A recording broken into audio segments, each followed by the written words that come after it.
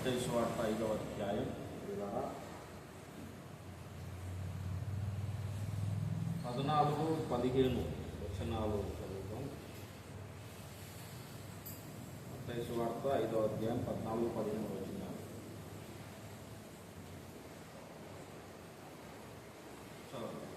మీరు లోకమునకు వెలుగై ఉన్నారు.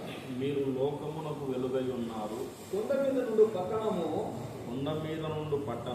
మరుగై ఉండనేరదు. మనుషులు దీపమును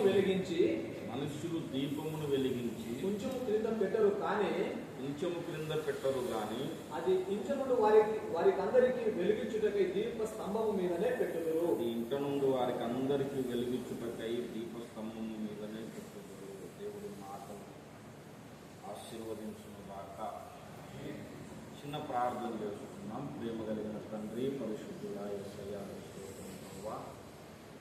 అయ్యా ఈ హీరవాల్ ప్రాంతంలో ప్రభా ఈ విధంగా బైబిల్ స్టడీ జరగడానికి వారం ప్రభా అన్నింటినీ అనుకూలపరిచి నడిపిస్తున్నందుకు నీకు స్తోత్రాలు తెలుస్తున్నాం ప్రభా. వందనాలు. చక్కటి స్థలము మీరు మాకు ఇచ్చినందుకు నీకు స్తోత్రాలు ప్రభా. చర్చి అయ్యా దైవ సేవకులని సంఘస్థులందరినీ మీరు ఆశీర్వదించండి ప్రభా. వందనాలు. అయ్యా ఈరోజు ప్రభా మీరు మా మధ్యలోనికి బలముగా దిగివచ్చి మాతో మాట్లాడండి తండ్రి. నిదాసుని శిలువ రక్తంతో కడిగి పరిశుద్ధపరిచి నిదాసునోట నీ మాట నుంచి 10 నిమిషాలు మాకందరికీ నీవే కనిపించి మాతో మాట్లాడి మాలోని ఆత్మ కార్యబలముగా జరిగించి మేము నడవలసిన త్రోవ మాకు బయలుపరచండి అయ్యా.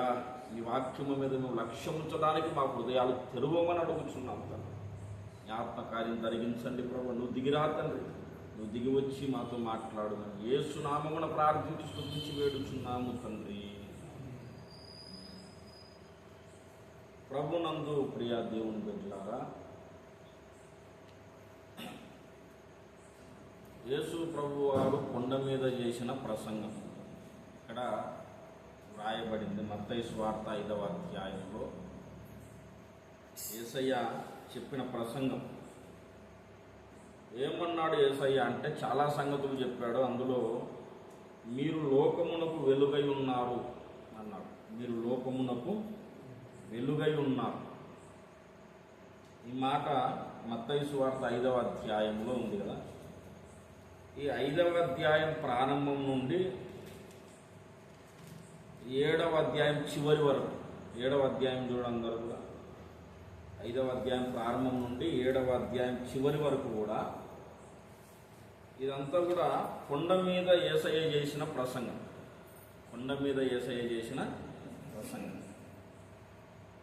అయితే కొండ మీద చెప్పిన ప్రసంగంలో ఆ మాట చెప్పాడు, మీరు లోకమునకు వెలుగై ఉన్నారు అని. అంటే కొండ మీద యేసయ్య కూర్చున్నప్పుడు ఏం జరిగిందంటే ఒక సంఘటన జరిగింది. మీరు చూడండి 5వ అధ్యాయం 1వ వచనంలో, ఆయన ఆ జన సమూహములను చూచి కొండ ఎక్కి కూర్చుండగా ఆయన శిష్యులు ఆయన యొద్దకు వచ్చిరి అంటున్నారు. ఆయన జన సమూహములను చూశాడంట. యేసయ్యను ఎంతోమంది వెంబడించారు. ఎంతమంది వెంబడించారంటే జన సమూహములు అన్నాడు. అంటే కొన్ని వేల మంది వెంబడించారు. ఇప్పుడు 5 రొట్టెలు 2 చేపలు తిన్నప్పుడు ఎంతమంది? 5,000 మంది పురుషులు కదా. ఇంకా స్త్రీలు ఇంకా లెక్క పెట్టలేదు. పురుషులు, స్త్రీలు, పిల్లలు అందరు కలిపితే ఒక 10,000 మంది అని ఉంటారు గ్యారెంటీగా. అది 5,000 మంది పురుషులు అన్నాడు అక్కడ. అంటే ఒక 10,000 మంది యేసయ్యను వెంబడించారు అనుకోండి. ఫర్ ఎగ్జాంపుల్ జన సమూహములు యేసును వెంబడించారు. ఈ జన సమూహములు యేసయ్యను వెంబడిస్తూ ఉంటే యేసయ్య ఏం చేశాడంటే, మళ్ళీ చదువుతున్న చూడండి 5వ అధ్యాయం 1వ వచనంలో, ఆయన జన సమూహములను చూచి అన్నాడు. చూచి అంటే వాళ్ళని చూశాడనమాట. చూసి యేసయ్య ఏమనుకున్నాడంటే, వీళ్ళు దేని కొరకు నన్ను వెంబడిస్తున్నారో పరీక్షిద్దామని అనుకున్నాడు. యేసయ్యనైతే కొన్ని వేల మంది వెంబడిస్తున్నారు. ఎందుకొరకు నన్ను వెంబడిస్తున్నారు పరీక్షిద్దామనుకొని కొండ ఎక్కి కూర్చున్నాడు. వాళ్ళని చూసి కొండ ఎక్కి కూర్చున్నాడు. కొండ ఎక్కి కూర్చున్నప్పుడు ఏం జరిగింది? ఆయన జనసమూహములను చూచి కొండ ఎక్కి కూర్చుండగా ఆయన శిష్యులు ఆయన యొద్దకు వచ్చింది. అంతకుముందు జన సమూహములు యేసయ్యను వెంబడించారు. ఆయన వాళ్ళని చూశాడు, ఇట్లా చూసి వీళ్ళకు ఒక పరీక్ష పెడదామని అనుకున్నాడు. అనుకుని ఏం చేశాడంటే కొండ ఎక్కి కూర్చున్నాడు, అంతే సింపుల్గా. కొండ ఎక్కి కూర్చున్నప్పుడు అంతకుముందు యేసయ్యను జన సమూహములు వెంబడించారు కదా, అయితే కొండ ఎక్కి కూర్చున్నప్పుడు జన సమూహములు ఆయన యుద్ధకు వచ్చిరని రాయబడలేదు. అంతకుముందు మీరు చూడండి ఒక్కసారి 25వ వచనం చూడండి. 25వ వచనం, గలిలయ, దెకపొలి, యెరూషలేము, యూదయను ప్రదేశము నుండి యోర్దానులకు అవతల నుండి జన సమూహములు ఆయనను బహుజన సమూహములు ఆయనను వెంబడించి కొన్ని వేల మంది యేసయ్యను వెంబడించారు. ఆ వెంబడిస్తున్న వాళ్ళని చూశాడనమాట. చూసి ఆయన కొండ ఎక్కి కూర్చున్నాడు. అంతవరకు యేసయ్యను వెంబడించిన జన సమూహములు కొండ ఎక్కలేదు. ఏమని రాయబడింది అక్కడ? ఆయన శిష్యులు ఆయన యుద్ధకు వచ్చిరి అని రాయబడింది.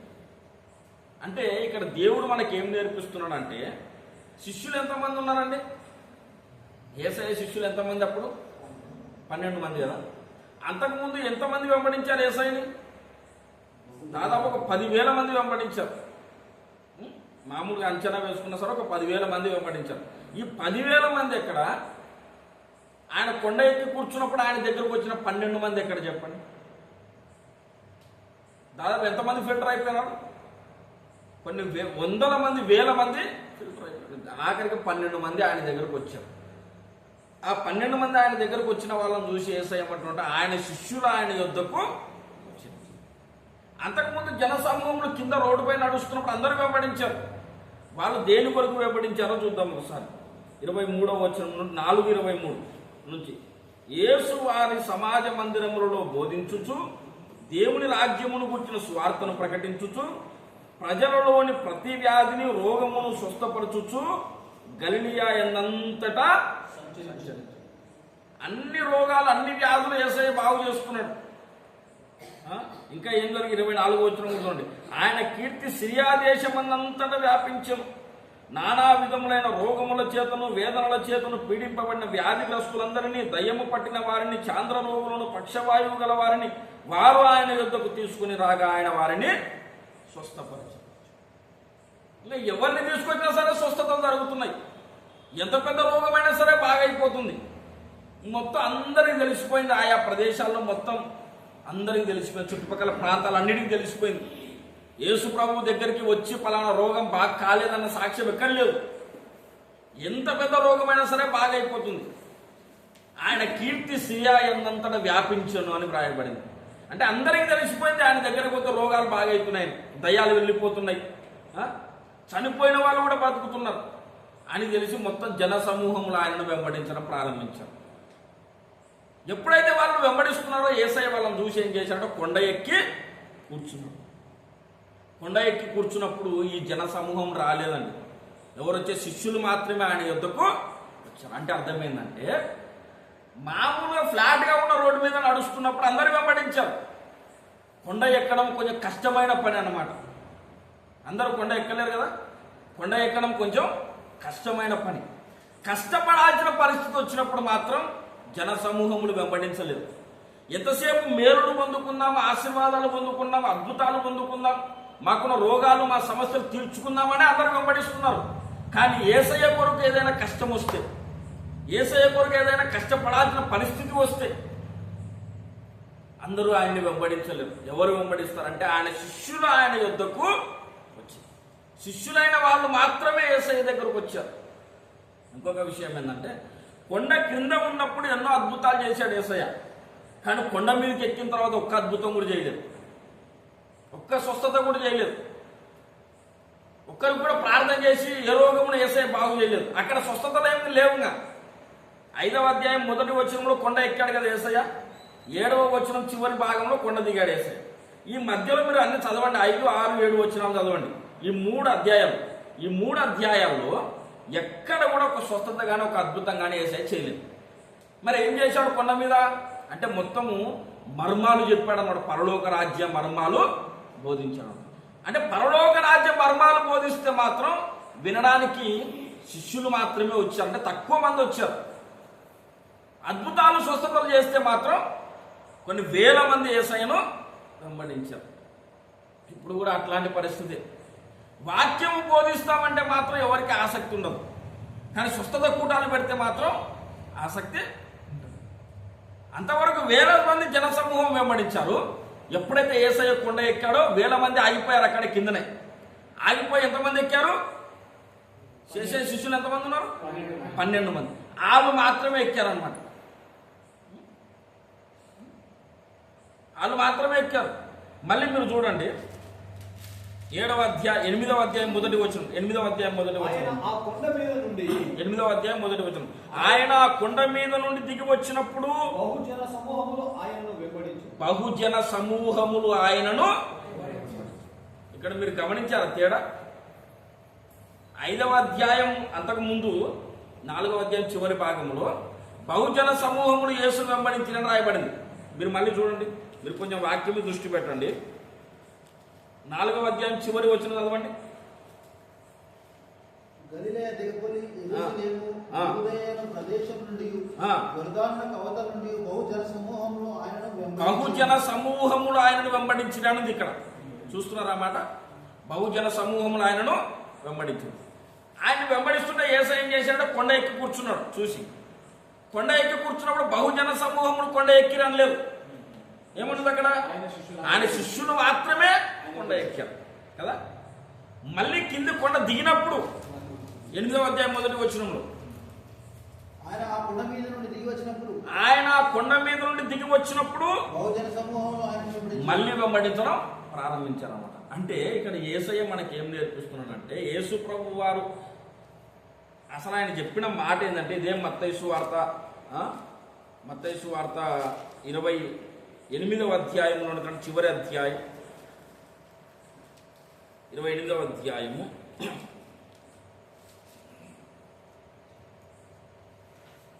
19వ వచనం.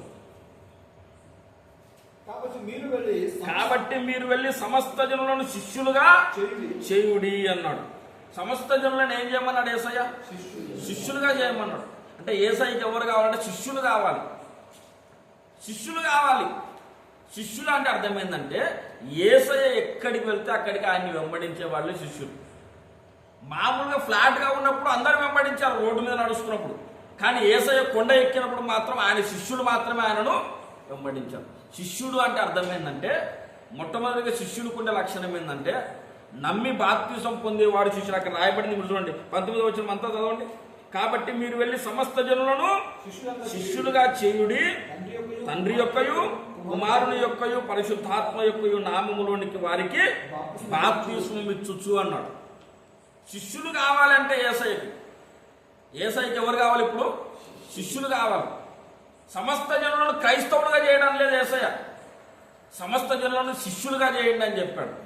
యేసయ్యకి ఎప్పుడు ఎవరు కావాలంటే శిష్యులు కావాలన్నమాట. శిష్యులంగా మనం మారాలంటే మనకు ఉండాల్సిన మొదటి లక్షణమేమో మనం రక్షణ పొందిన వారమై ఉండాలి. రక్షణ పొందకపోతే మనం ఆ జన సమూహంలో కలిసిపోతాం, శిష్యులం కాలేము. జన సమూహంలో ఉన్నంత వరకు ఈ లోక సంబంధమైన మేలులు మనకు దొరుకుతాయి. కానీ ఈ లోకాన్ని విడిచిన తర్వాత పరలోక రాజ్యంలో ప్రవేశం మాత్రం దొరకదు. జన సమూహంలో ఉన్నంత వరకు అద్భుతాలు మన జీవితంలో జరుగుతాయి, కానీ పరలోక రాజ్యం మర్మాలు మనకు తెలియవు. జన సమూహంలో ఉన్నంత వరకు యేసు ద్వారా మేలులు పొందుకోవచ్చు, కానీ యేసయ్యతో వ్యక్తిగత సహవాసం నీకు దొరకదు. జన సమూహంలో మనం ఉండొద్దు, ఆయన శిష్యుల గుంపులో మనం ఉండాలన్నమాట. హల్లెలూయా.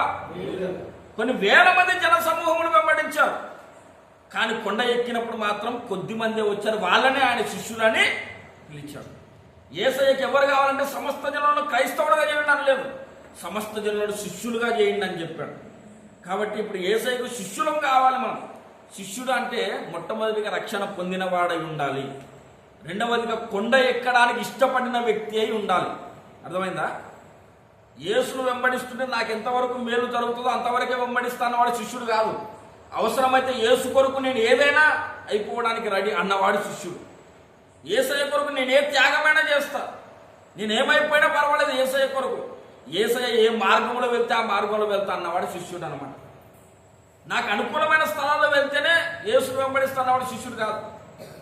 యేసయ్య కొండ ఎక్కినప్పుడు కూడా కొండ ఎక్కడానికి ఇష్టపడ్డవాడే శిష్యుడు. హల్లెలూయా. కొండ ఎక్కినప్పుడు వాక్యంలో లోతైన సంగతులు నీకు బోధిస్తాడు యేసయ్య.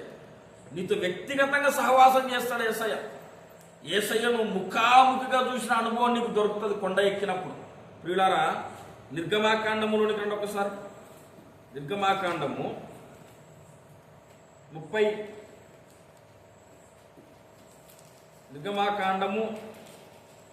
33వ అధ్యాయం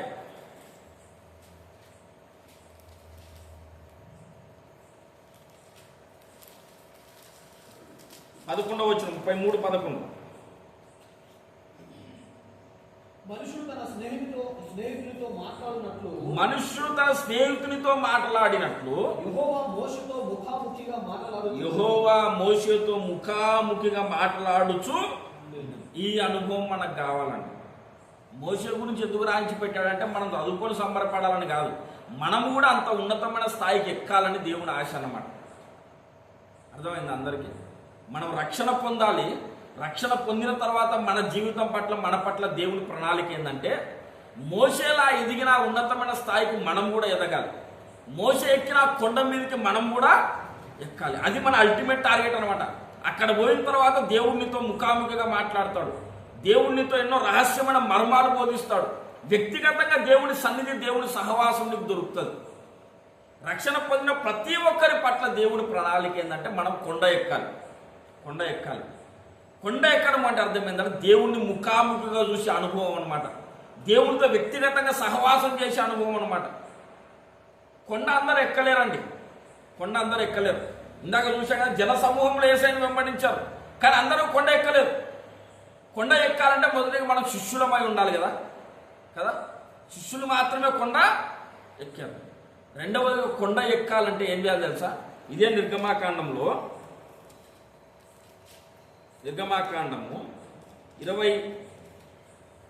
19వ అధ్యాయం, క్షమించండి, 19వ అధ్యాయంలోనికి రండి. నిర్గమాకాండం 19వ అధ్యాయం 20వ వచనం. 19:20. ఆ భూధ్వని అంతకంతకు బిగ్గరగా మ్రోగెను. 19:20వ వచనం. 19వ అధ్యాయం 20. యెహోవా సీనాయి పర్వతము మీదికి అనగా పర్వత శిఖరము మీదికి దిగి వచ్చెను. యెహోవా పర్వత శిఖరం మీదికి రమ్మని మోషేను పిలవగా మోషే ఎక్కిపోయాడు. ఇక్కడ రెండు విషయాలను బాగా గమనించండి అందరూ కూడా. యెహోవా సీనాయి పర్వతము మీదికి అనగా పర్వత శిఖరము మీదికి ఆయన ఏం చేశాడు? దిగి వచ్చాడు కదా. ఇదొక పాయింట్. యేసయ్య యెహోవానేమో దిగి వచ్చాడు. తర్వాత ఏం రాయబడింది? యెహోవా పర్వత శిఖరము మీదకి రమ్మని మోషే పిలువగా మోషే ఏం చేశాడు? చూస్తున్నారు అందరు బైబిల్? ఇంట్రెస్ట్ కొంచెం ఒక పావు గంట అరగంట సేపే చెప్తా, ఎక్కువసేపు చెప్తాను. అందరూ ఇంట్రెస్ట్ పెట్టి వినండి.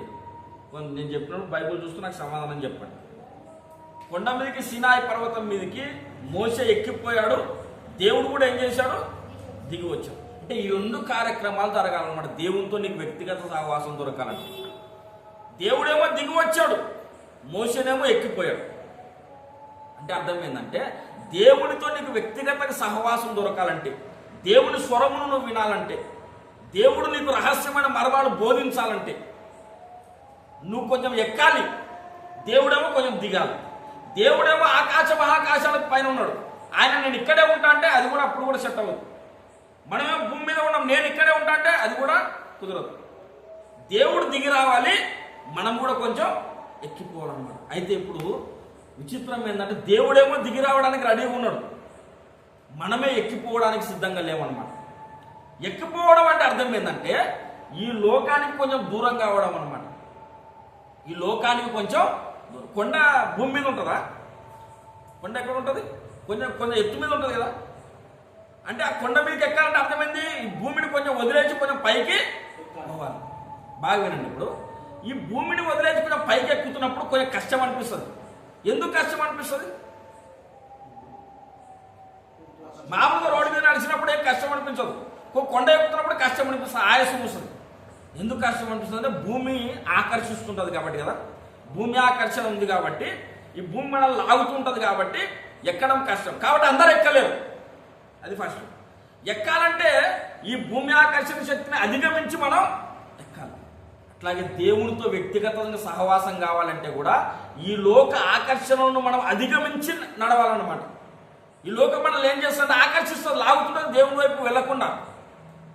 అందుకే మోషే సీనాయి పర్వతం మీద దేవునితో 40 రాత్రి పగలు ఉన్నాడు కదా. ఆ 40 రాత్రి పగలు మోషే ఉండడానికి గల కారణం ఏంటంటే దేవుడు దిగొచ్చాడు, రెండవది ఈయన కూడా ఎక్కిపోయాడు. దేవుడు ఆకాశ మహాకాశాలు దాటి కొండ మీదకి వచ్చాడు కదా, ఆ మాత్రం కిందికి రాలేడా భూమి మీదకి? మరి ఎందుకు రాలేదంటే దేవుడు కోరుకునేదంటే ఆయన అంతా దిగొచ్చాడు కదా, నేను ఇంత చేసి దిగొచ్చాను కదా, నువ్వు కూడా కొంచెం ఎక్కాలని దేవుడు ఆశపడుతుంది. ఎక్కేటప్పుడు నిన్ను లోకం లాగుతుంది అనమాట. అది ఎంత లాగినా సరే తన వైపు నువ్వు వెళ్ళకూడదు. లోకాకర్షణలు అధిగమించి మనం పైకి ఎక్కాలి, అప్పుడే కొంతమంది జారిపోతారు అనమాట. అర్థమైందా? ఈ లోకంలో ఉన్న సుఖభోగాలు, ఈ లోకంలో మనకున్న బంధాలు, అర్థమైందా, ఇవన్నీ ఏం చేస్తాయంటే మనల్ని లాగుతూ ఉంటాయి అన్నమాట. అప్పుడు మనము అన్నిటిని విడిచి మనం కొండ ఎక్కాలి ప్రియులారా. హల్లెలూయా. మీరు ఒక్కసారి మార్కు సువార్తలోనికి రండి.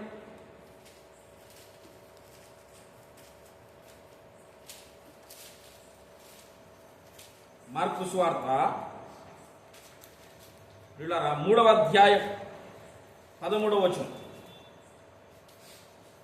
ఆయన కొండెక్కి తనకిష్టమైన వారిని పిలువగా, ఆయన కొండ ఎక్కి తనకిష్టమైన వారిని ఏం చేశాడు? ఆయన పిలువగా వారు ఆయన యొద్దకు.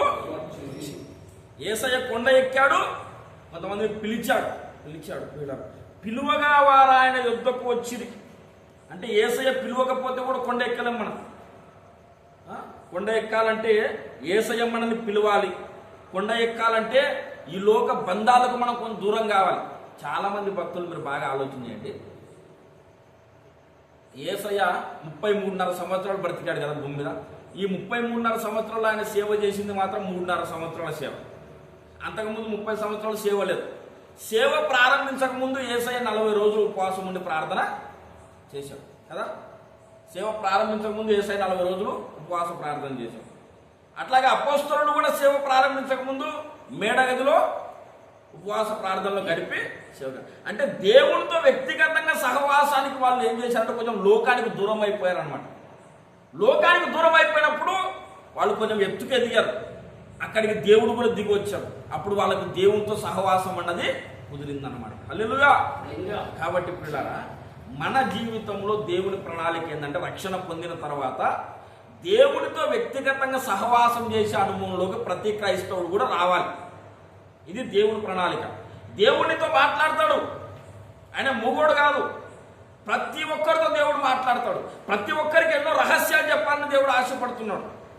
ఆయన స్వరము వినాలని ఆశ మనకు లేదు.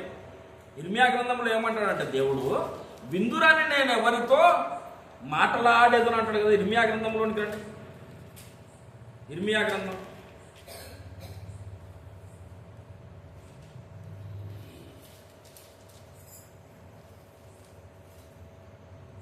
ఇర్మియా గ్రంథము 6వ అధ్యాయం 10వ వచనం. విందురని నేను ఎవరితో మాట్లాడేదను, ఎవరికి సాక్ష్యం ఇచ్చేదను, వారు వినుటకు తమ మనస్సు సిద్ధపరచుకొనరు కనుక వినలేకపోయిరి. ఎందుకు వినలేకపోతున్నారు? ఇక్కడ మీరు బాగా ఆలోచన చేయండి. దేవుడు ఏమని మాట్లాడదు? విందురని నేను ఎవరితో మాట్లాడేదనో అంటే అర్థం ఏంటి దానికాయ? అంటే దేవుడు మాట్లాడాలని ఆశపడుతున్నాడు కదా. దేవుడు మనకేదో చెప్పాలని ఆశపడుతున్నాడు.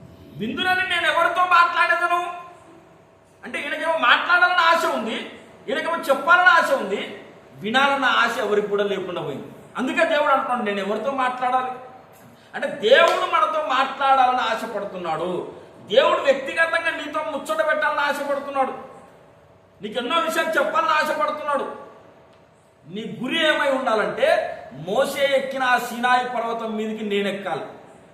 అర్థమైందా? శిష్యులు ఎక్కిన ఆ కొండ మీదకి నేను ఎక్కాలి. యేసుతో నేను వ్యక్తిగత సహవాసంలోకి వెళ్ళాలి. ఇది మన ఆత్మీయ జీవితంలో గురి అయి ఉండాలి ప్రియులారా. దీని కొరకు సాధన చేయాలి.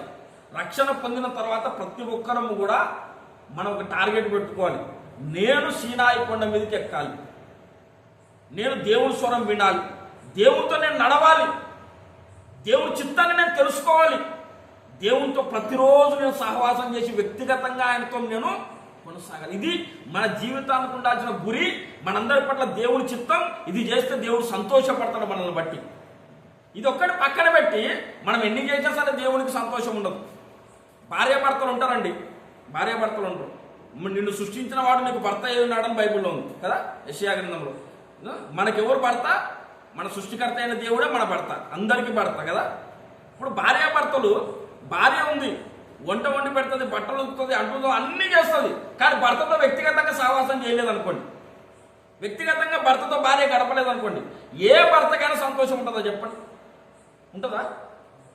అన్నీ చేస్తుంది, సేవలు, మంచి మంచి వంటలు వండి పెడుతుంది, బట్టలు ఉతుకుతుంది, ఇంటి పనుల్లో నమ్మకంగా చేస్తుంది, కానీ ఒంటరిగా భర్తతో గడపట్లేదు.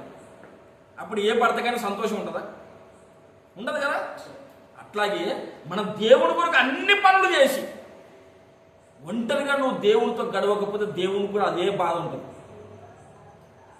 దేవుడు సంతోషపడడు. నేను నీ కొరకు ఆ పని చేస్తున్నా, ఈ పని చేస్తున్నా, ఇంత కష్టపడుతున్నా, అంత కష్టపడుతున్నా అని చెప్తాం, కానీ అవన్నీ కాదు కుమారుడు, అవన్నీ కాదు నా కుమార్తె, నువ్వు నా దగ్గరికి రా. నేను ఎందుకు చేసుకున్నానంటే, నేను ఎందుకు రక్షణలోకి నడిపించుకున్నాను, నేను నీతో మాట్లాడాలని. ఎట్లా మాట్లాడతాడు దేవుడు అంటే అది మళ్ళీ వేరే సబ్జెక్ట్. మొత్తానికి దేవుడు నీతో మాట్లాడాలని ఆశపడుతున్నాడు. ఇది ఈరోజు పాఠం. దేవుడు మనతో సహవాసం చేయాలని ఆశపడుతున్నాడు. అందుకొరకే మనం రక్షించుకున్నాడు. ఆ దేవుడి స్వరం వినా కొండ మీదకి మనం ఎక్కాలి పిల్లలు. కొండ మీదకి ఎక్కాలంటే ఫస్ట్ ఏం కావాలని చెప్పాను? ఆయన శిష్యులం కావాలి. మొదటగా శిష్యులం కావాలంటే రక్షణ పొందిన వారమై ఉండాలి కదా. తర్వాత శిష్యులం కావాలి అంటే పిల్లరా దేవుడు దిగొస్తాడు, మనం కూడా ఏం చేయాలి? కొంత ఎక్కిపోవాలి. నేను ఈ లోకంలో ఉన్న బంధాలు సుఖాలు ఏంటి వదులుకొని ప్రభువా నీవే వచ్చి నాతో మాట్లాడంటే కుదరదు. అర్థమైందా? కొంతమంది అన్ని అట్లాగే తగిలించుకొని ఉంటారు, వాళ్ళకి ఎప్పటికీ దేవుడు సహవాసం దొరకదు. కొన్నిటికి మనం దూరం అయిపోవాలన్నమాట. న్యాయముగా మనకు దొరికే సుఖాలకు కూడా మనం దూరం కావాలి. న్యాయంగా నువ్వు పొందుకోవాల్సిన సుఖాలకు కూడా నువ్వు దూరం కావాలి కొంచెం. ఉపవాస ప్రార్థన అంటే అర్థమేం చెప్పండి? ఉపవాసము అంటే అన్నం తినడం అన్నది అదే పాపం కాదు కదా, అది న్యాయమైన కోరిక, అన్నం తినడం, ఆహారం తినడం. కానీ దానికి కూడా దూరం కావడమే ఉపవాసం కదా. అట్లాగే న్యాయంగా ఈ లోకంలో నీకు కొన్ని దొరికే సుఖాలు బంధాలు ఉంటాయి, వాటికి కూడా దూరం అయిపోవాలన్నమాట. అప్పుడు ఏమవుతుందంటే ఈ లోకాన్ని నువ్వు ఆకర్షణ అధిగమించి పైకి ఎక్కుతున్నట్టు లెక్క. దేవుడు దిగి వస్తాడు, నీవు కూడా కొంచెం కష్టపడి పైకి ఎక్కాలి. అప్పుడే దేవునితో నీకు సహవాసం అనేది సాధ్యమవుతుంది. మూడవది ఏంటంటే ఇందాక చదువుకున్న మార్కు సువార్తలో ఆయన తనకిష్టమైన వారిని పిలువగా వారు ఆయన యొద్దకు వచ్చిరన్నమాట ఉంది కదా. దేవుడు పిలిస్తే కానీ మనం కొండ ఎక్కలేం. మోషేకు దేవుడు చెప్పాడు నువ్వు పైకి ఎక్కిరా అని. మనల్ని కూడా దేవుడు అట్లా పిలవాలి, నువ్వు ఎక్కిరా అని పిలవాలి. ఎవరిని పిలుస్తాడు దేవుడు? ఎవరిని పిలుస్తాడంటే ఆయన తనకిష్టమైన వారిని పిలువగానుంది అక్కడ. అంటే దేవుడికి మనం ఇష్టమైన వారముగా మారితే మనల్ని పిలుస్తాడు యేసయ్య కొండ మీదకి రమ్మని.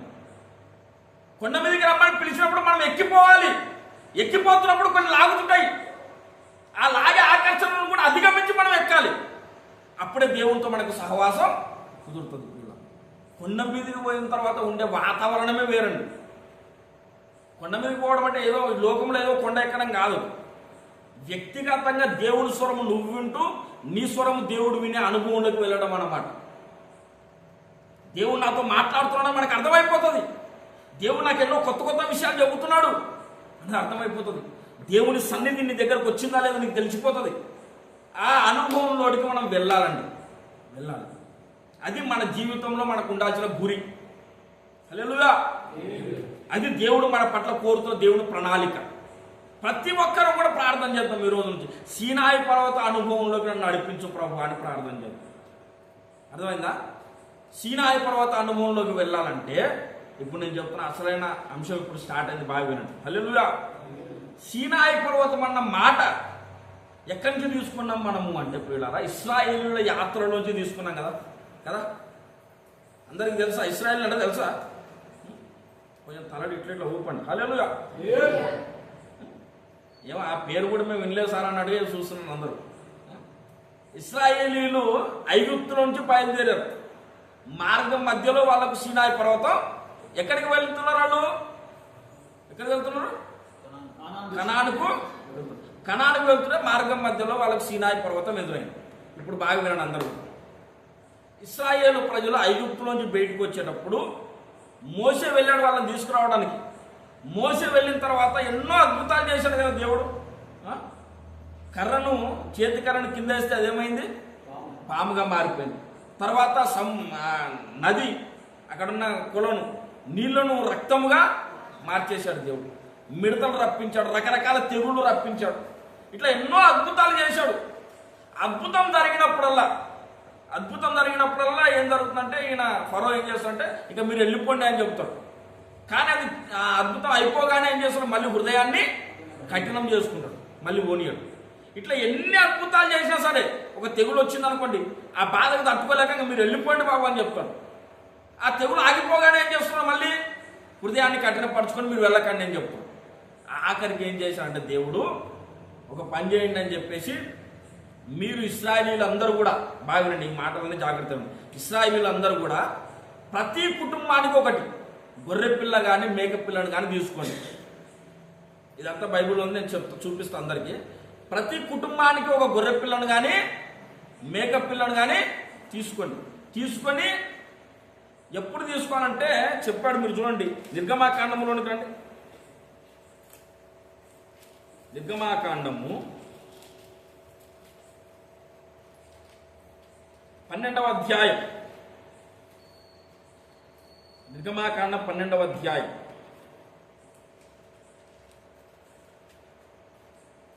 నిర్గమాకాండం 12వ అధ్యాయము 3వ వచనం చదవండి. చూస్తూ చదవండి అందరూ. మీరు ఇశ్రాయేలీయుల సర్వ సమాజముతో ఈ నెల దశమి నాడు వారు తమ తమ కుటుంబముల లెక్క చొప్పున ఒక్కొక్కడు గొర్రె పిల్లనైనను మేక పిల్లనైనను అనగా ఒక గొర్రె పిల్లనైనను ఒక మేక పిల్లనైనను తీసుకున్నవాళ్ళను. ఏం తీసుకున్నాడు? ప్రతి కుటుంబానికి ఒక గొర్రె పిల్లనైనా మేక పిల్లనైనా తీసుకోమన్నాడు. ఎప్పుడు తీసుకోమన్నాడు? రోజు కూడా చెప్పాడు. మీరు ఇశ్రాయేలు సర్వ సమాజముతో ఈ నెల దశమి నాడు. దశమి అంటే ఎన్నో తారీఖు? 10వ తారీఖు కదా. 10వ తారీఖు తీసుకోమని చెప్పాడు. తీసుకొని ఏం చేయాలన్నాడు? తీసుకొని ఏం చేయమన్నాడు అంటే ఇప్పుడు ఇలా 7వ వచనం చదవండి. ఈ నెల 14వ దినము వరకు దానిని ఉంచుకున్నామన్నాడు. అదంతా మీరు తర్వాత చదవండి. అక్కడ ఏం రాయబడింది అంటే 10వ తారీఖు గొర్రె పిల్లని తీసుకోవాలా, ఒక్కొక్క కుటుంబానికి ఒక్కొక్కటి తీసుకొని 14వ తారీఖు వరకు దాన్ని ఉంచుకోవాలి. అంటే దాన్ని అట్లా పెట్టి మేపాలన్నమాట బాగా. దాన్ని మేపి 14వ తారీఖు ఏం చేయాలంటే దాన్ని బలి ఇవ్వాలి. బలి ఇచ్చిన తర్వాత ఏం చేయాలంటే దాని రక్తమును ఇండ్ల ద్వారబంధకాల మీద చల్లుకోవాలి. ఇండ్ల ద్వారబంధకాలు ఉంటాయి కదా, గేట్లు, అక్కడ చల్లుకోవాలి. దర్వాజా అక్కడ చల్లుకోవాలి. చల్లుకున్న తర్వాత ఏం చేస్తుందంటే సంహార బుద్ధువుతో వస్తుంది ఆ దేశమును, ఐగుప్తు దేశము నుండి వచ్చి ఏం చేస్తుందంటే ఎవరి ఇంటి మీద అయితే రక్తం ఉంటుందో ఆ ఇంటిని మాత్రమే వదిలిపెడుతుంది. మిగతా ప్రతి ఒక్కరి ఇళ్లలో కూడా ఒక్కొక్క శవం లేస్తుంది అన్నమాట. ఒక్కొక్కరిని చంపేస్తాం. అంటే ప్రతి కుటుంబంలో ఒక శవం ఉంటుంది. ఎవరి కుటుంబాలు సేఫ్గా ఉంటాయి? ఎవరి ఇండ్ల ద్వారబంధకాల మీద అయితే రక్తం ఉంటుందో వాళ్ళ కుటుంబాల్లో మాత్రమే సేఫ్గా ఉంటుంది. అంటే గొర్రె పిల్లని తీసుకోవాలి. తీసుకొని 4 రోజులు దాన్ని మేపాలి. మేపిన తర్వాత 14వ తారీఖు దాన్ని బలివ్వాలి.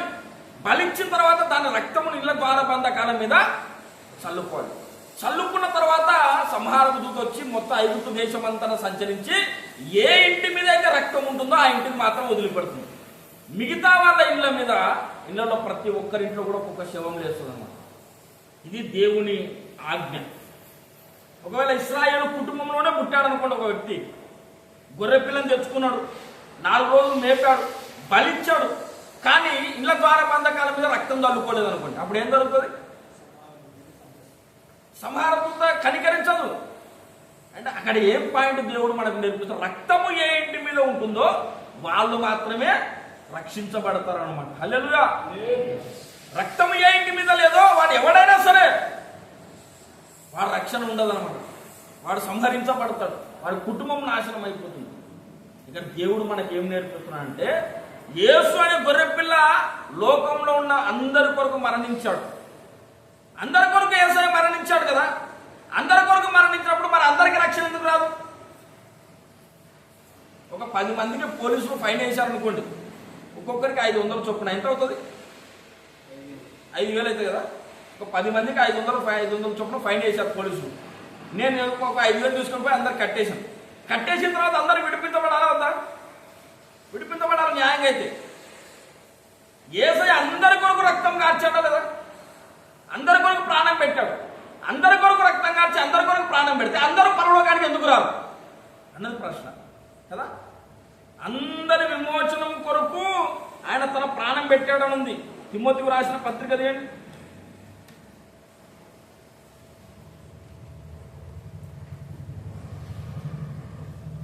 తిమోతికి రాసిన పత్రికలో ఈ మాట ఉంటుంది ప్రియులారా. తిమోతికి రాసిన మొదటి పత్రిక 2వ అధ్యాయం 6వ వచనం 2:6. ఈయన అందరి కొరకు విమోచన క్రయధనముగా తన్ను తానే సమర్పించుకొని ఎందరి కొరకు మరణించాడు యేసయ్య? చెప్పాలందరూ. ఎందరి కొరకు? అందరి కొరకు చచ్చిపోయాడా లేదా? అందరి కొరకు పాప పరిహారం యేసయ్య చెల్లించాడు కదా. ఇప్పుడు అందరు ఎందుకు పరలోకానికి రారు? అందరి కొరకు పెనాల్టీ కట్టినప్పుడు అందరు రావాలి కదా. మరి ఎందుకు రారంటే అందరి కొరకు గొర్రెపిల్ల బలైంది, కానీ రక్తము ద్వారబంధకాల మీద చల్లుకోకుండా ఉంటారు, వాళ్ళకి రక్షణ. అందరి కొరకు యేసు అనే గొర్రెపిల్ల సిలువలో బలయ్యాడు, కానీ ఎవరైతే యేసు రక్తమును మన మీద చల్లుకోకుండా ఉంటారో వాళ్ళకు రక్షణ. అర్థమైంది అక్కడ? హల్లెలూయా. మనకు రక్షణ రావాలంటే గొర్రెపిల్ల బలైతే సరిపోదు, ఆ గొర్రెపిల్ల రక్తాన్ని నీ మీద నువ్వు చల్లుకోవాలన్నమాట. అందరి కొరకు యేసు అనే గొర్రెపిల్ల బలయ్యాడు, అంత మాత్రాన సరిపోదు. మన రక్షణ రావాలంటే అందరి కొరకు మరణించిన ఆ గొర్రెపిల్ల రక్తాన్ని వ్యక్తిగతంగా నువ్వేం చేయాలంటే, ఈ రక్తము కిందికి నేను వస్తున్నాను, ఆ రక్తము కిందికి నువ్వు రావాలన్నమాట. అప్పుడు నీకు రక్షణ వస్తుంది. యేసు రక్తము కిందికి రాకుండా మనకు రక్షణ రాదు. ఇది గుర్తుపెట్టుకోవాలి. యేసయ్యా నీ రక్తంతో నా పాపాలు కడుగని ప్రార్థన నువ్వు చేయకుండా నీకు రక్షణ రాదు. ఎన్ని అద్భుతాలు చేశాడు మోసే, చాలా అద్భుతాలు చేశాడు, కానీ ఫరో వాళ్ళను పంపించలేదు. ఎప్పుడైతే ఈ బలి జరిగిందో అప్పుడు ఫరో వాళ్ళను వదిలిపెట్టాడు. అంటే సైతాను ఈ లోకంలో నుండి మనం బయటికి రావాలంటే, లోకంలో నుండి యేసు వైపుకు మనం రావాలంటే సైతాన్ అంత ఈజీగా మనల్ని వదిలిపెట్టాడు. కొంతమంది ఏం చేస్తారంటే అద్భుతాలు చూస్తారు, యేసు ద్వారా జరిగే అద్భుతాలు. ఆ అద్భుతాలు చూసినప్పుడు నువ్వు దేవుడిని మెచ్చుకోవచ్చు, దేవుడు గొప్పవాడని పొగడవచ్చు, కానీ నువ్వు రక్షణలోకి మాత్రం రాలేదు. అంత గొప్ప దేవుడు ఇంత గొప్ప దేవుడు అనొచ్చు, కానీ రక్షణలోకి మాత్రం రాలేదు. ఎందుకంటే అద్భుతాల ద్వారా సైతాను నిన్ను విడిచిపెట్టాడు. ఎప్పుడు సైతాను నిన్ను వదిలిపెడతారు తెలుసా? యేసు రక్తము కిందికి నువ్వు వస్తే నిన్ను సైతాను వదిలిపెడతారు. అందుకే చాలా మంది యేసయ్య దగ్గరకు వస్తారు, కానీ రక్షణలోకి రారు. ఎందుకు వస్తారంటే అద్భుతాల కొరకు మాత్రమే వస్తారనమాట. అద్భుతాలు మనం రక్షణలోకి నడిపించలేవు. ఈ లోకంలో కొంచెం ఉపశమనం కోసమే అద్భుతాలు, కానీ రక్షణ కావాలంటే మాత్రం మనం ఏం చేయాలి? యేసు రక్తము కిందికి. మీరు బాగా ఆలోచన చేయండి. పౌలు ఏమన్నాడంటే, మేము సిలువ వేయబడిన క్రీస్తును ప్రకటించుచున్నామన్నాడు కదా. యేసయ్య సిలువ వేయబడ్డాడు, ఆ యేసును మేము ప్రకటిస్తున్నామన్నాడు. అదే యేసయ్య నీళ్ళ మీద నడిచాడు కదా. అదే యేసయ్య చచ్చిపోయిన లాజరును లేపాడు కదా. అదే యేసయ్య రక్తస్రావ రోగం కలిగిన స్త్రీని స్వస్థపరిచాడు కదా. ఇట్లా ఎన్నో అద్భుతాలు చేశాడు యేసయ్య. మేము నీళ్ళ మీద నడిచిన క్రీస్తును ప్రకటించుతున్నాం అనలేదు పౌలు. మేము చనిపోయిన లాజరును లేపిన క్రీస్తును ప్రకటిస్తున్నాం అనలేదు పౌలు. ఏమన్నాడు? మేము సిలువ వేయబడిన క్రీస్తును ప్రకటిస్తున్నాం అన్నాడు. ఎందుకు? మీరు బాగా ఆలోచన చేయండి ఈ మాట. మేము చచ్చిపోయిన లాజరును 4 రోజుల తర్వాత లేపిన క్రీస్తును ప్రకటిస్తున్నాము అంటే గొప్పగా ఉంటుందా? సిలువలో చచ్చిపోయిన యేసయ్యను ప్రకటిస్తున్నామంటే గొప్పగా ఉంటుందా? మీరు చెప్పండి, నాకు ఏది బాగుంటుంది చెప్పడానికి? చచ్చిపోయిన లాజరును లేపిన క్రీస్తును ప్రకటిస్తున్నామంటే బాగుంటుంది కదా. కానీ పౌలు ఏమన్నాడంటే మేము సిలువ వేయబడిన క్రీస్తును, అంటే చచ్చిపోయిన లాజరును లేపిన క్రీస్తును ప్రకటిస్తున్న అద్భుతము ద్వారా నీకు రక్షణ రాదు. సిలువలో యేసయ్య కాచిన రక్తమును నువ్వు ఆశ్రయిస్తేనే నీకు రక్షణ. హల్లెలూయా. కాబట్టి మొట్టమొదటిగా మన జీవితంలో యేసు రక్తమును మనం ఆశ్రయిస్తే సైతాను మనల్ని విడిచిపెడతాడు అనమాట. లోకములో నుండి మనము యేసులోనికి రావచ్చు అనమాట. హల్లెలూయా. గొర్రెపిల్ల బలైంది అందరి కొరకు, కానీ ఆ రక్తం ఏం చేయాలంటే వ్యక్తిగతంగా ప్రతి ఒక్కరు కూడా ఇది నా కొరకు యేసయ్య కార్చాడు, ఈ రక్తం కిందకి నేను వస్తాను, యేసయ్య నీ రక్తంతో నా పాపాలు కడగని నువ్వు ప్రార్థన చేసి యేసు రక్తం నీ మీద నువ్వు చల్లుకోవాలి. అప్పుడే నీకు రక్షణ వస్తుంది. అప్పుడు నేను సైతాను వదిలిపెడతాడు. అర్థమైందా?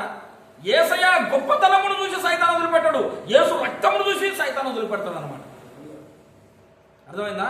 చాలా మంది యేసయ్య దగ్గరకు వస్తారు, కానీ యేసు రక్తమును ఆశ్రయించరు. యేసయ్య దగ్గరకు వచ్చిన ప్రతి ఒక్కరి జీవితంలో అద్భుతాలు జరుగుతాయి, కానీ యేసు రక్తమును ఆశ్రయించకుండా పరలోక రాజ్యానికి మనం వెళ్ళలేము. లోకము నుండి మనం బయటికి రాలేము. యేసు రక్తము చాలా విలువైనది. యేసు రక్తము అత్యంత ప్రాముఖ్యమైనది. యేసు రక్తమును ఆశ్రయిస్తేనే మనం దేవుని పిల్లలం. యేసు రక్తము తృణీకరిస్తే నువ్వు ఎంత నీతిమంతుడు అయినా సరే నీకు దేవునికి సంబంధం లేదు. అర్థమైందా ఈ మాట? కాబట్టి యేసు రక్తం అనేది అతి ముఖ్యమైనది మన జీవితంలో. యేసు రక్తము ద్వారా మన యాత్ర ప్రారంభమవుతుంది. ఇశ్రాయేలీయులు గొర్రెపిల్ల బలి ద్వారా వాళ్ళ యాత్ర ప్రారంభమైంది. అట్లాగే యేసు రక్తం కిందికి రావడం ద్వారా మన ఆత్మీయ యాత్ర ప్రారంభమవుతుంది అన్నమాట. హల్లెలూయా. అర్థమైంది కదా ఇంతవరకు చెప్పిన విషయం? ఇప్పుడు ఇశ్రాయేలీయులు ఐగుప్తు నుంచి బయటకు వచ్చేసారు. బయటకు వచ్చిన తర్వాత వాళ్ళకు మొట్టమొదట ఎర్ర సముద్రం ఎదురైంది. మొట్టమొదటి ఏమైంది? ఎర్ర సముద్రం ఎదురు. నిర్గమాకాండంలోనికి రండి మళ్ళీ. ప్రభు నిర్గమాకాండం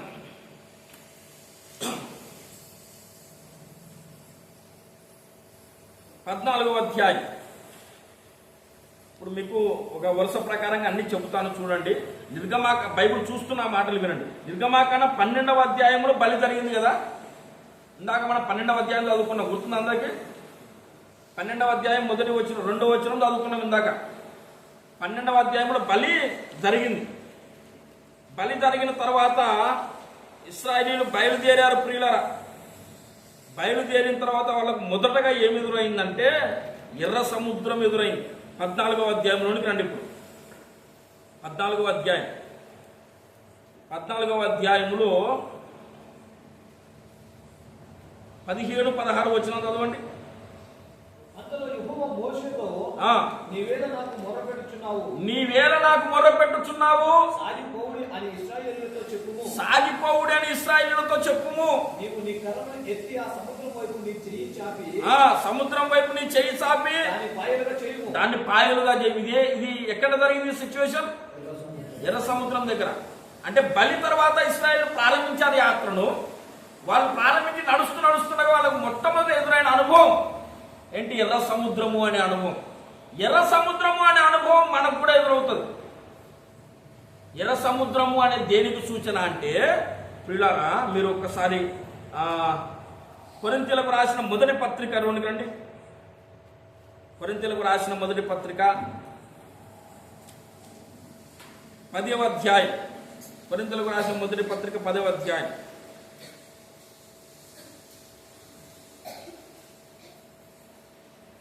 మొదటి నుండి. సహోదరులారా, ఈ సంగతి మీకు తెలియకుండా నాకు ఇష్టం లేదు. అదేమనగా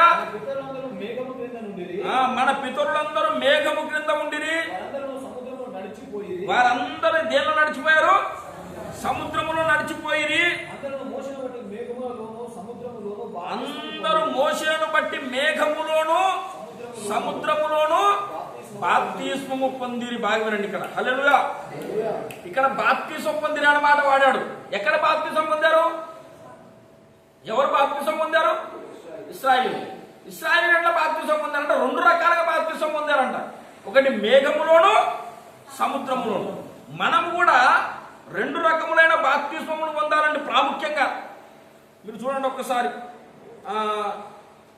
అపోస్తలుల కార్యములు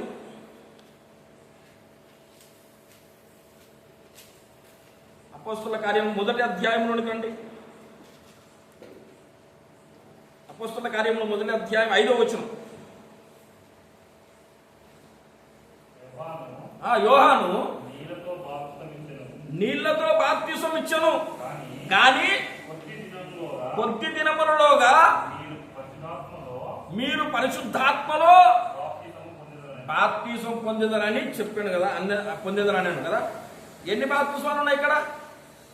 ఎన్ని ఉన్నాయండి? ఉన్నాయా? నేను చెప్తున్నా లేకపోతే? యోహాను నీళ్లతో బాప్తిసం ఇచ్చాడు, మరి కొద్ది దినముల్లోగా మీరు ఏ బాప్తిసం పొందుతారు? పరిశుద్ధాత్మ బాప్తిసం పొందుతారు.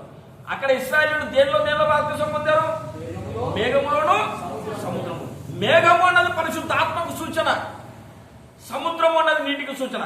మీరు నీళ్ళలో బాప్తిసం పొందారు, కొద్ది దినములుగా మీరు పరిశుద్ధాత్మలో బాప్తిసం పొందుతారు కదా.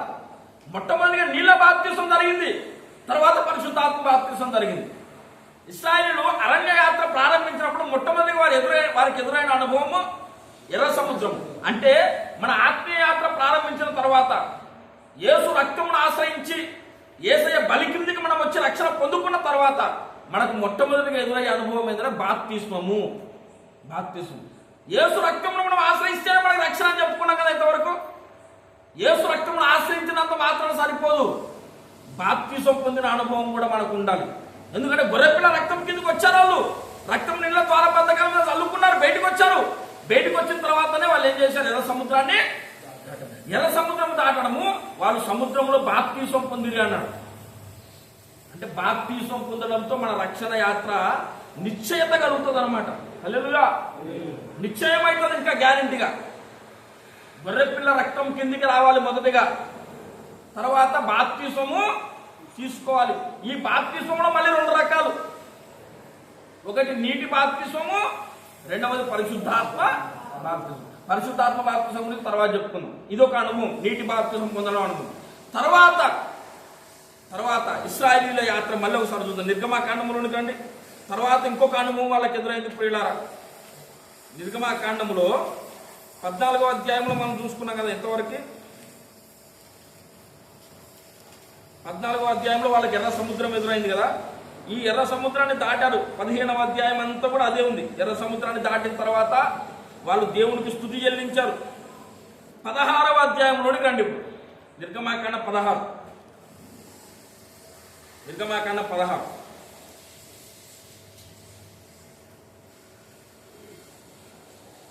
16లోనికి రండి.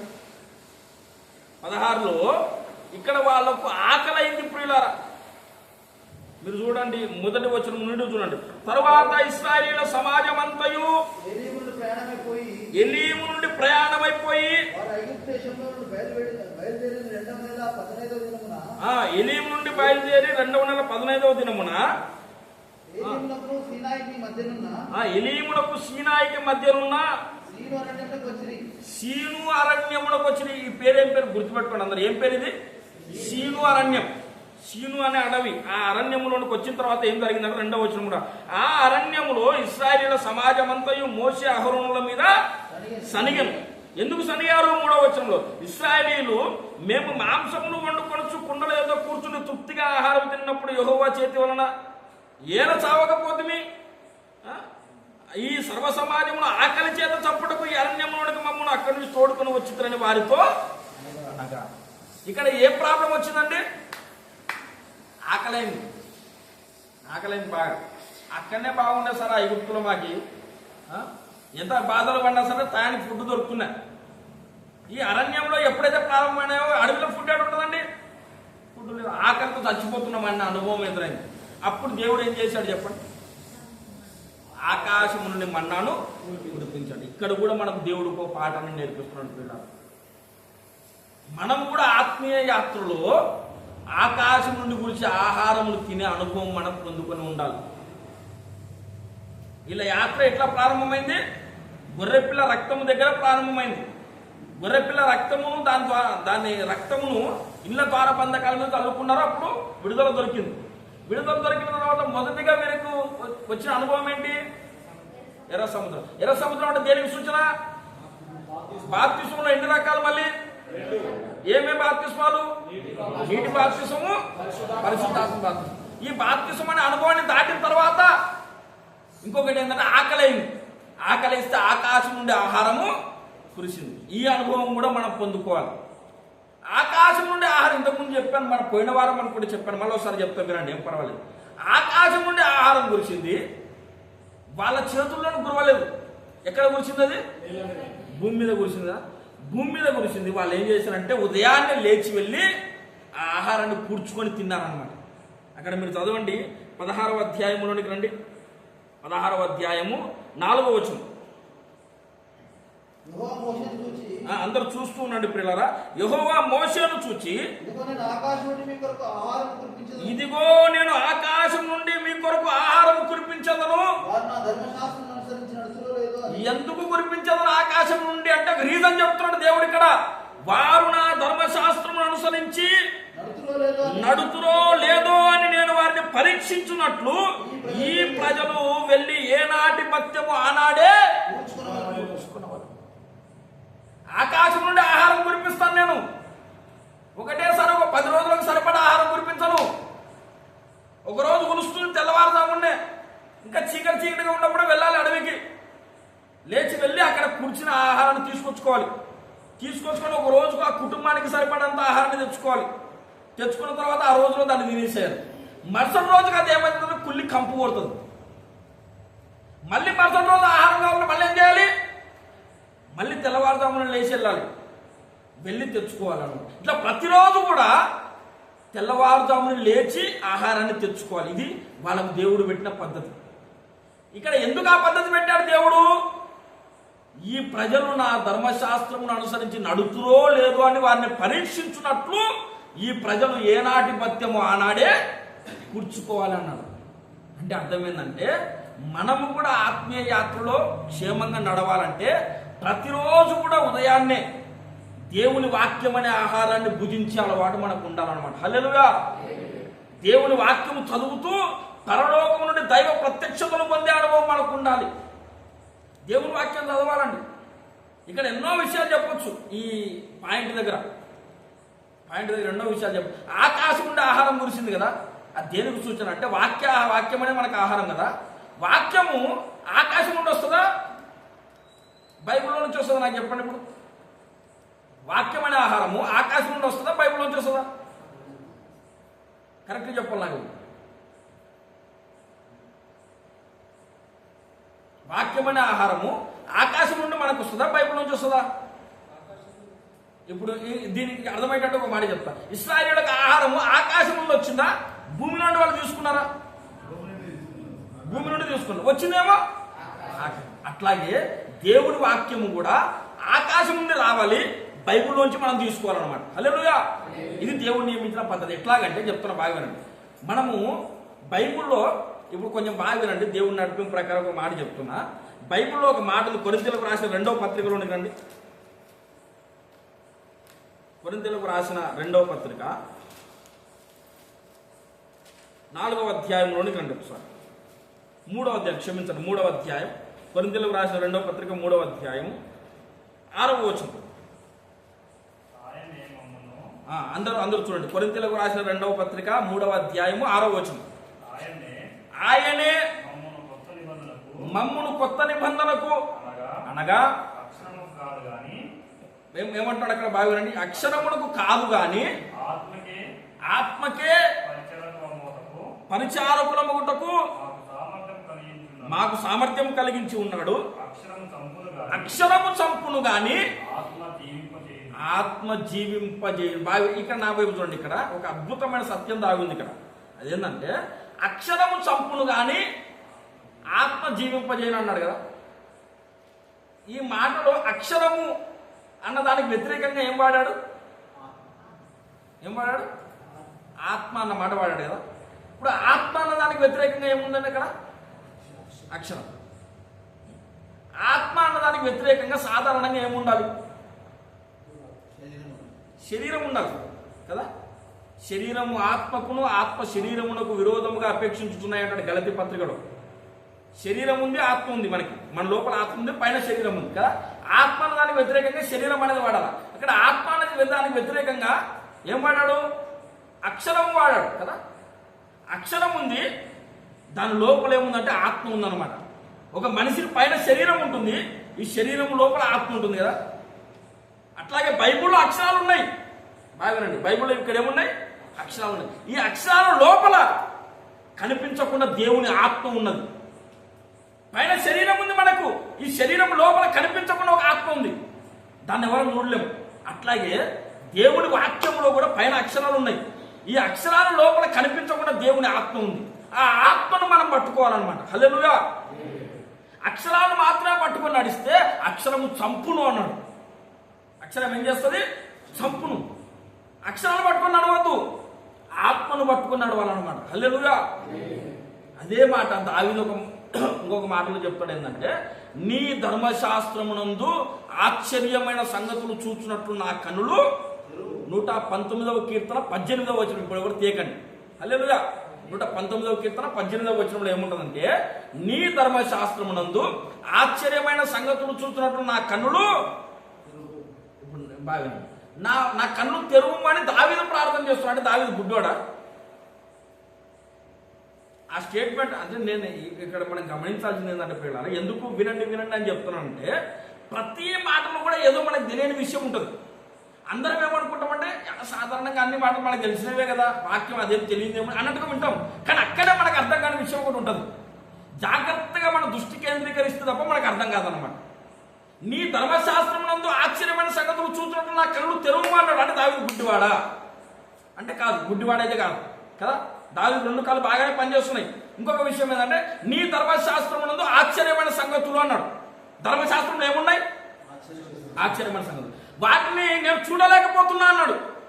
చూడలేకపోతున్నాను కాబట్టి చూసినట్టు నా కనులు తెరవమని. అంటే దావీదు బైబిల్ చదవట్లేదా? ధర్మశాస్త్రాన్ని చదువుతున్నాడు. దివారాత్రము ధర్మశాస్త్రము ధ్యానించేవాడు ధన్యుడు అన్నాడు. నీవిచ్చిన ధర్మశాస్త్రమును ధ్యానించుటకై రాత్రి దాముడు కాకముడిపైన అక్కడ నేను తెరుచుకుంటున్నా అంటాడు దావీదు. అంటే తెల్లవారం ముందే మేల్కొని బైబిల్ చదువుతున్నాడు, ప్రతిరోజు బైబిల్ చదువుతున్నాడు, దివారాత్రాలు ధ్యానం చేస్తున్నాడు. అట్లాంటి వ్యక్తికి, ధర్మశాస్త్రాన్ని దివారాత్రులు చదివే వ్యక్తికి ధర్మశాస్త్రంలో కూడా కొన్ని సంగతులు కనిపించట్లేదంట. ఎందుకు కనిపించట్లేదు? ఎందుకు కనిపించట్లేదంటే, పైన అక్షరాలు కనిపిస్తున్నాయి, అక్షరాలు చదువుతున్నాడు, కానీ అక్షరాల వెనకాల ఏదో దాగి ఉందన్నమాట. సంథింగ్ ఏదో ఉంది, సంథింగ్ అది ఉందని తెలుస్తుంది కానీ కనిపిస్తలేదు.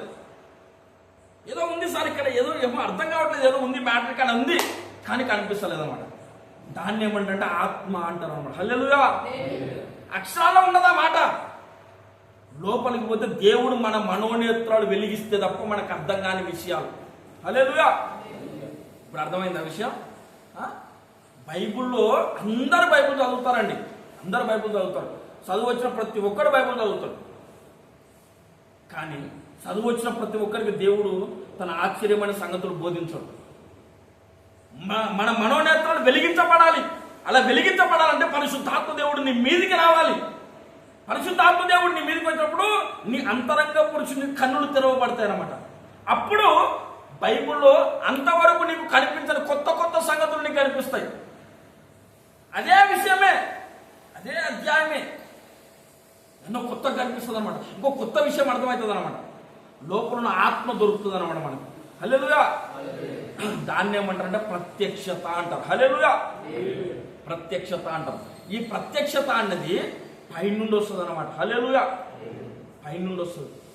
మనము ప్రార్థన చేసి మన దోషాలన్నీ ఒప్పుకొని పశ్చాత్తాపడి కాసేపు వేసాన్ని స్తుతించి ఆరాధించి పరిశుద్ధాత్మ శక్తి పొందుకొని ఆ తర్వాత బైబిల్ చదివితే చదివేటప్పుడు ఇవే అక్షరాలే, అంతకుముందు చదివిన అక్షరాలే.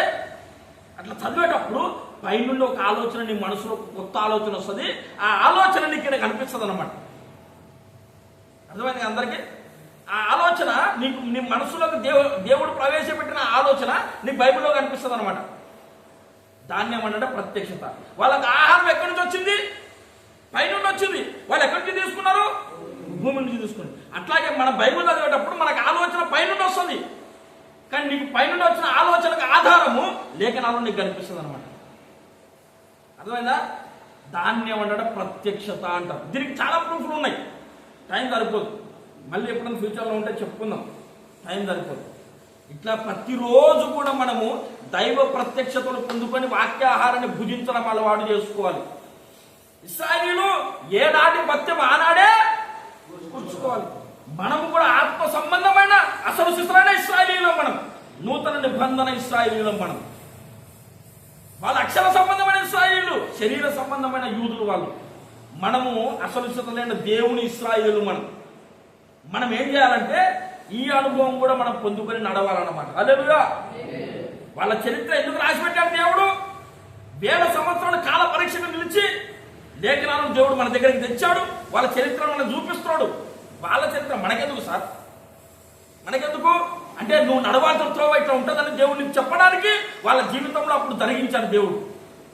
నీకు ఈ అనుభవాలు ఎదురు కావాలి, ఆ అనుభవాలు నువ్వు ఇట్లా రియాక్ట్ కావాలి అని నీకు అర్థం కావడానికి అదంతా రాయించి కాల పరీక్షకు నిలబడేటట్టు చేసి ఎన్ని ప్రమాదాలు వచ్చినా సరే లేఖనాలు నీ దగ్గరికి తీసుకొచ్చాడు దేవుడు.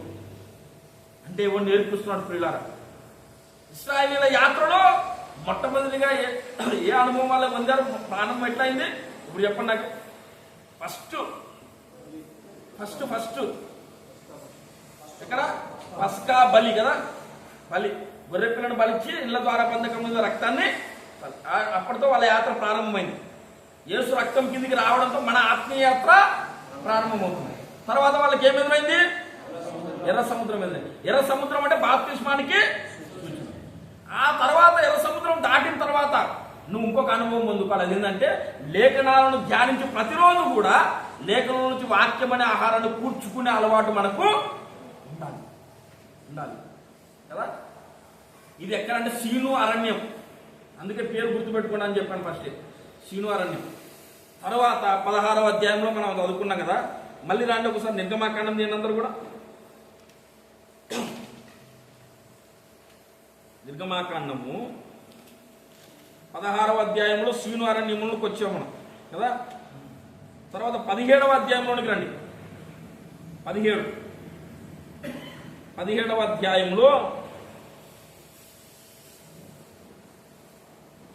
2వ వచనం మొదటి నుంచి.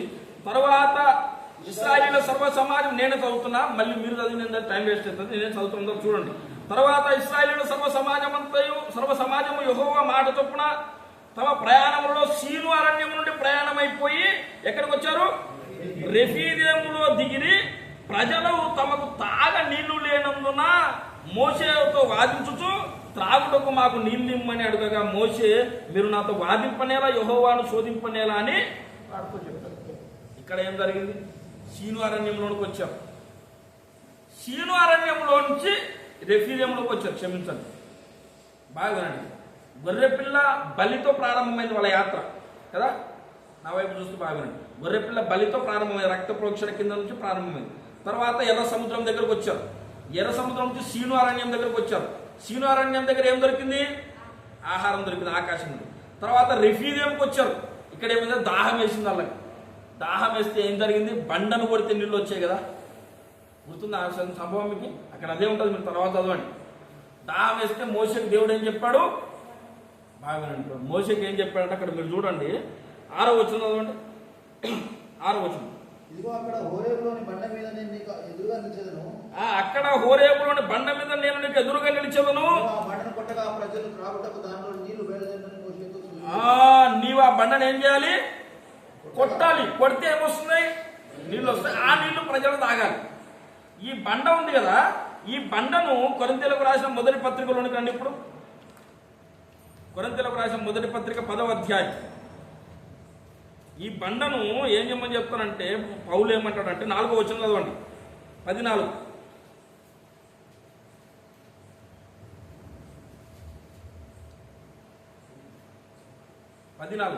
అందరూ ఆత్మ సంబంధమైన ఒకే పానీయమును పానము చేసి ఏలైనగా తమ్మును వెంబడించిన ఆత్మ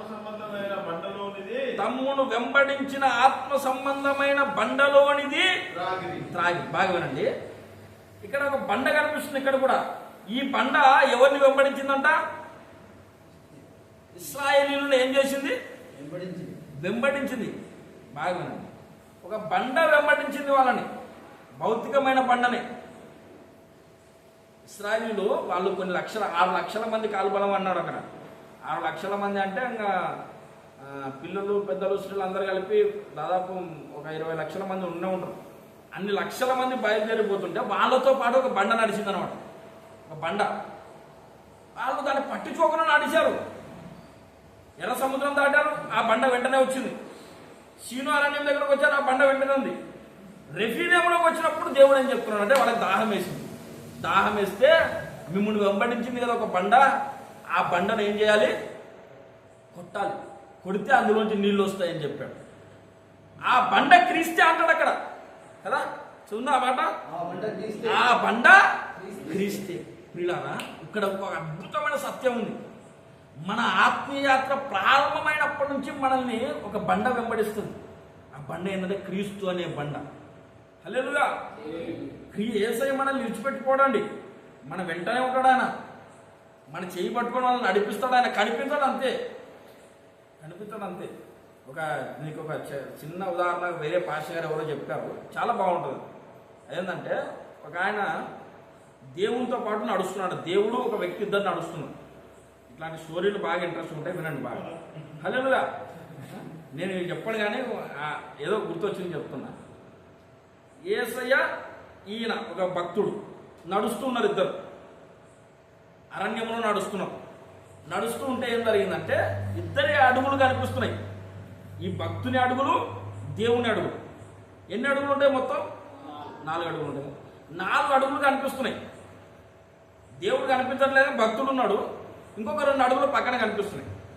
కనిపిస్తుంటే భయంకరంగా పెద్ద తుఫాను వచ్చిందంట. ఒకసారి తుఫాను వచ్చేసరికి 2 అడుగులు మాత్రమే కనిపిస్తున్నాయంట. అక్కడ పెద్ద సుడిగాలు వచ్చింది, భయంకరమైన సుడిగాలు. ఆ సుడిగాలు వచ్చినప్పుడు మాత్రం 2 అడుగులు మాత్రమే కనిపిస్తున్నాయంట. అప్పుడు ఈయన అన్నాడంట భక్తుడు, ప్రభువా, ఏ తుఫాను ఏ సుడిగాలు లేనప్పుడు నాతో నడిచావు, ఇప్పుడేమో శ్రమ సుడిగాలు వచ్చిందని నన్ను విడిచిపెట్టిపోయావా, నా అడుగులు మాత్రమే కనిపిస్తున్నాయి అని అన్నాడు. ఆ సుడిగాలంతా అయిపోయిన తర్వాత దేవుడు ఆయనతో మాట్లాడాడు. ఏంటంటే, నా కుమారుడా, నీకు శ్రమలో ఉన్నప్పుడు 2 అడుగులే కనిపించాయి కదా, అవి నీవి కాదు, అవి నావి. నిన్ను నేను ఎత్తుకొని అన్నాడంట. హల్లెలూయా. నీ అడుగులు కాదు అవి, నిన్ను నేను ఎత్తుకున్నా, నువ్వు నా కౌగిల్లో ఉన్నావు, ఆడ కనిపించినవి నావి అన్నాడు. అట్లా దేవుడు మనల్ని ఎప్పుడు విడిచిపెట్టాడండి. గుర్తుపెట్టుకోండి, దేవుడు మనల్ని వెంబడించే బండ. యేసన్న గారి పాట ఉంటుంది, వెంబడించిన బండవని. ఏ పాట? కలవరపడినే కుండల వైపు నా కన్నులేతుదునా. ఆ చరణం ఏముంటుంది? అది నీవు నాకుండగా నీవే నాండగా, నీవు నాకుండగా నీవే నాండగా, నీవే నా ఆత్మదాహము తీర్చిన వెంబడించిన బండవు, నీవే నా ఆత్మదాహము తీర్చిన వెంబడించిన బండవు. యేసయ్య మనల్ని వెంబడించే బండ. ఏ పరిస్థితుల్లో కూడా మనల్ని విడిచిపెట్టాడు, మన వెంటనే ఉంటాడు. అయితే ఈ బండ ఒకసారి కొట్టబడింది. ఆ బండను కొడితే కదా నీళ్ళు వచ్చినాయి. ఈ బండ, క్రీస్తు అనే బండ ఎప్పుడు కొట్టబడ్డాడంటే సిలువ మీద కొట్టబడ్డాడు అనమాట. హల్లెలూయా. సిలువ మీద కొట్టబడ్డాడు యేసయ్య. పరమగీతంలో ఒక మాట ఉంటుంది, బండ సందులలో ఎగురున పావురమా అనే మాట ఉంటుంది. ఇప్పుడు చేయకండి అన్నమాట. హల్లెలూయా. బండ సందులలో ఎగురున పావురం. బండ ఉంది, ఆ బండకి ఏమున్నాయి అంటే ఏమైపోయింది? బండ చీలిపోయింది. ఎప్పుడు చీలిపోయింది? సిలువలో చీలిపోయింది. సిలువలో క్రీస్తు అనే బండ కొట్టబడింది, చీలిపోయింది. ఆ బండ సందులలో మనం ఎగురుతున్నాం. పావురం అంటే సంఘం, మనం ఎగురుతున్నాం ప్రియులారా. హల్లెలూయా. మనం ఎగరడం మాత్రమే కాదు, యేసన్న గారు ఆ పాటలో ఏమన్నారు? నీవే నా ఆత్మ దాహము తీర్చిన వెంబడించిన. వాళ్ళకి దాహం వేసింది, నీళ్ళు ఎక్కడి నుంచి వచ్చాయి? ఆ బండను కొట్టినప్పుడు ఆ ఆ చీలికలో నుంచి నీళ్ళు వచ్చాయి. చీలిపోయినప్పుడు ఆ చీలికలో నుంచి నీళ్ళు వచ్చాయి. అట్లాగే క్రీస్తు అనే బండ సిలువలో కొట్టబడిన తర్వాత ఆ కొట్టబడిన ఆ బండలో నుంచి పరిశుద్ధాత్మ జలాలు మనకు వచ్చాయి అన్నమాట. హల్లెలూయా. పరిశుద్ధాత్మ జలాలు మనకు వచ్చాయి. ఆత్మ సంబంధమైన దాహము నీకు కలగాలి. మొదటగా ఏం కలగాలి? ఆత్మ సంబంధమైన ఆకలి నీకు కలగాలి. అది కదా మనం ఫస్ట్ నేర్చుకున్నది. సీను అరణ్యం దగ్గర ఏం జరిగింది? ఆకలి. ఆకలి, ఆత్మ సంబంధమైన ఆకలి, ఆత్మ సంబంధమైన దాహం కూడా ఉంటుంది. బాగా వినండి, ఆత్మ సంబంధమైన దాహం ఉంటుంది. ఆత్మ సంబంధమైన దాహము అంటే అర్థం ఏంటంటే, యేసయ్య సిలువలో 7 మాటలు ఉంటాయి కదా. 7 మాటలు సిలువలో యేసు పలికిన 7 8 8 అన్న వాదన కూడా ఉంది. 8 అన్న వాదన కూడా ఉంది. అది ఇప్పుడు వద్దు, మనకి సిద్ధాంతాలకు మనం వెళ్ళాలి. హల్లెలూయా. ఇప్పుడు చెప్పండి, 7 8 7 8 మొత్తానికైతే కొన్ని మాటలు అయితే ఉన్నాయి కదా. ఆ మాటల్లో ఒక మాట ఏంటంటే, నేను దప్పికొనుచున్నాను అన్న మాట కదా. నేను దప్పికొనుచున్నాను అన్న మాటకి ముందేముంటుందంటే, లేఖనము నెరవేరునట్లు నేను దప్పికొనుచున్నాను అని అంటాడు యేసయ్య. సమయం లేదు ఇప్పుడు. లేఖనము నెరవేరునట్లు నేను దప్పికొనుచున్నాను అంటాడు యేసయ్య. అంటే అర్థం ఏంటంటే, యేసయ్య శిలువ మీద ఉన్నప్పుడు ఆలోచన చేస్తున్నాడు అనమాట. ప్రవక్తలు ప్రవచించిన ప్రవచనాలలో నేను అన్ని నెరవేర్చానా లేదా అన్ని ఎక్కడ ఆలోచన చేస్తున్నాడు? శిలువ మీద. మీరు బాగా యేసయ్య చరిత్ర అంతా చదవండి. తర్వాత యేసయ్య ఎక్కడ పుట్టాలో లేఖనాల్లో రాయబడింది, ఎక్కడ పెరగాలో లేఖనాల్లో రాయబడింది, ఎప్పుడు యెరూషలేముకు పోవాలో లేఖనాల్లో రాయబడింది, ఎప్పుడు ఏ అద్భుతం చేయాలో లేఖనాల్లో రాయబడింది, ఎప్పుడు సిలువ వేయబడాలో లేఖనాల్లో రాయబడింది, సిలువ వేయబడినప్పుడు ఏం జరగాలో లేఖనాల్లో రాయబడింది. ఆయన అంగి చీట్లు వేసి పంచుకున్నారు, అవునా కదా. ఆయన ఎముకల్లో ఒకటైనను విరగలేదు. ఇవన్నీ లేఖనాల్లో కొన్ని వందల సంవత్సరాల కింద ప్రవక్తల ద్వారా ప్రవచింపజేసి ఆ లేఖనాలన్నీ నెరవేర్చుకుంటూ వచ్చాడు యేసయ్య. ఆయన బ్రతుకంతా కూడా ఆయన బెత్లెహేంలో పుట్టాలని రాయబడింది, బెత్లెహేంలో పుట్టాడు. కన్యాగర్భంలో పుట్టాలని రాయబడింది, కన్యాగర్భంలో పుట్టాడు. ఆయన నజరేతులో పెరగాలని రాయబడింది, నజరేతులో పెరిగాడు. ఆయన ఎప్పుడు యెరూషలేములో వెళ్ళాలని రాయబడింది, అప్పుడే వెళ్ళాడు. ఆయన యెరూషలేములోకి వెళ్ళిన తర్వాత కొరడా తీసుకొని అక్కడ చూపించాడు. దాని ద్వారా నీ ఇంటిని కూర్చొని ఆసక్తి నన్ను భక్షించుతున్న మాట మీద అన్ని లేఖనాలు నెరవేర్చడానికే యేసయ్య మొత్తం జరిగించుకుంటూ వచ్చాడు. జరిగించుకుంటూ వచ్చి ఆఖరికి శిలువ మీద కూడా యేసయ్య ఏం ఆలోచన చేశాడు? ఇంకా నేను నెరవేర్చవలసింది ఏదైనా ఉన్నదా అని ఆలోచన చేసి, లేఖనములు నెరవేరునట్లు నేను తప్పికొనుచున్నానని అన్నాడు. అంటే అర్థం ఏంటంటే, మన పుట్టింది మొదలుకొని చచ్చేంత వరకు ఏ పరిస్థితుల్లోనైనా మనం ఒకటే ఆలోచన చేయాలి, నా ద్వారా లేఖనములలో నెరవేరవలసినది ఏదైనా ఉన్నదా అని ఆలోచన చేయాలి. నేనేం చేయాలి? దేవుడు నాకేం చెప్పాడు? నేను చేయాల్సిన లేఖనాలు ఏమున్నాయి అని ఆలోచన చేయాలండి.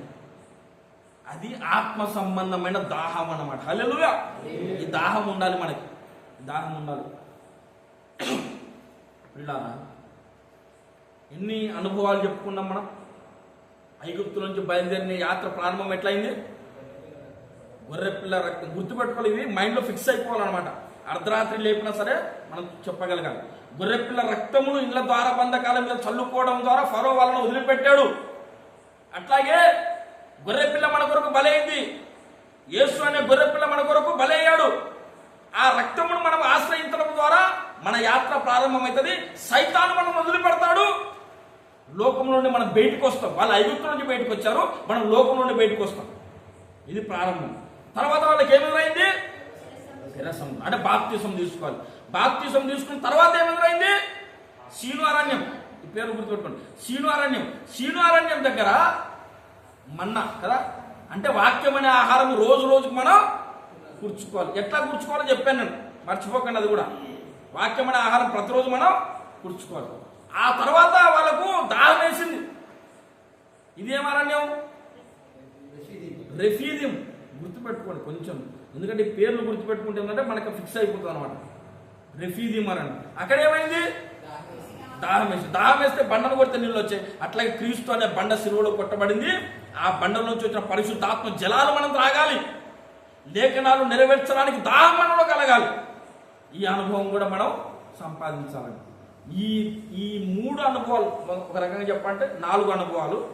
కానీ ఎర్ర సముద్రం దాటినప్పుడు వాళ్ళ రక్షణ కంప్లీట్ అయింది కదా. భారతీయ సముద్రం, ఎర్ర సముద్రం దాటడం, తర్వాత సీను అరణ్యము, తర్వాత రెఫీదీము అరణ్యం కదా. ఈ 3 అనుభవాలు.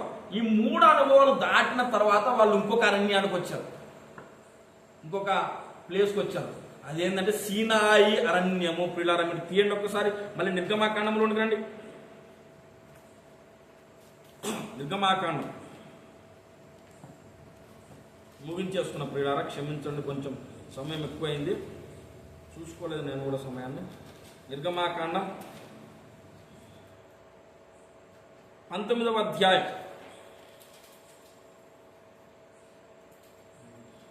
19వ అధ్యాయం 2వ వచనం.